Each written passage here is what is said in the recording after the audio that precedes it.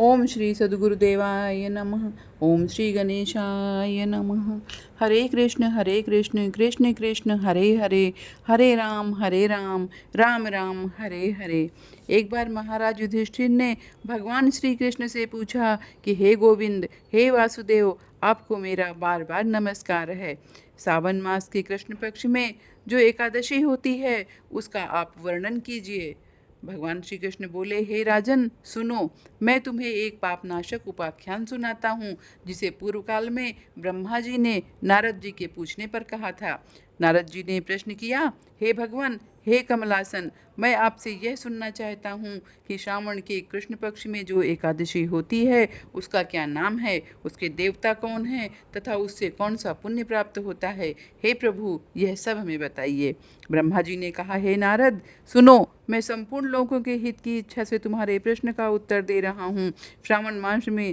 श्रावण मास में जो कृष्ण पक्ष की एकादशी होती है उसका नाम कामिका है। उसके स्मरण मात्र से वाजपेयी यज्ञ का फल मिलता है। उस दिन श्रीधर, हरि, विष्णु, माधव और मधुसूदन आदि नामों से भगवान का पूजन करना चाहिए। भगवान श्री कृष्ण के पूजन से जो फल मिलता है वो गंगा, काशी, नैमिषारण्य तथा पुष्कर क्षेत्र में भी सुलभ नहीं है।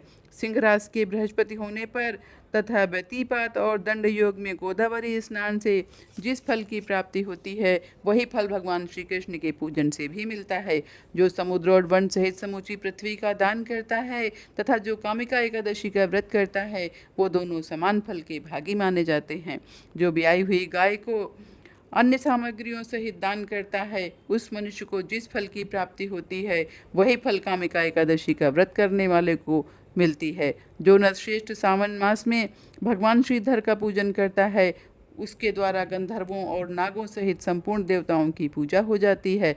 अतः पाप भीरु मनुष्यों को यथाशक्ति पूरा प्रयत्न करके कामिका एकादशी के दिन श्री हरि का पूजन अवश्य करना चाहिए।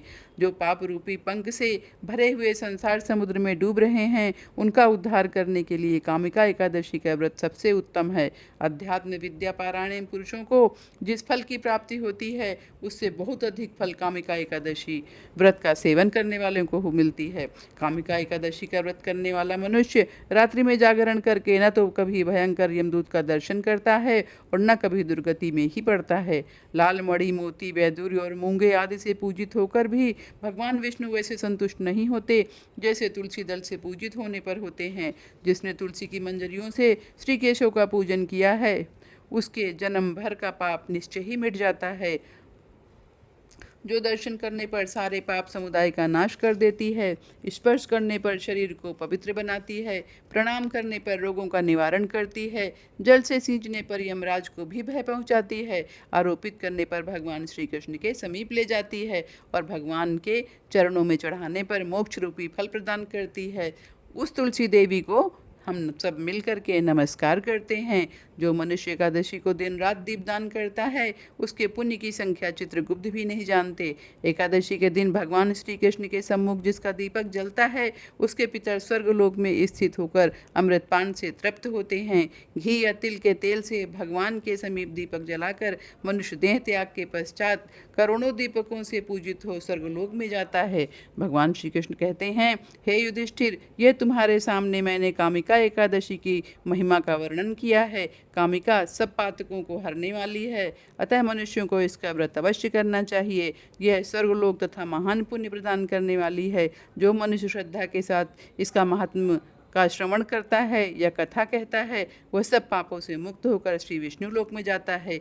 इस प्रकार कामिका एकादशी के व्रत की कथा का समापन हुआ। हरे कृष्ण कृष्ण कृष्ण हरे हरे, हरे राम राम राम हरे हरे। धन्यवाद।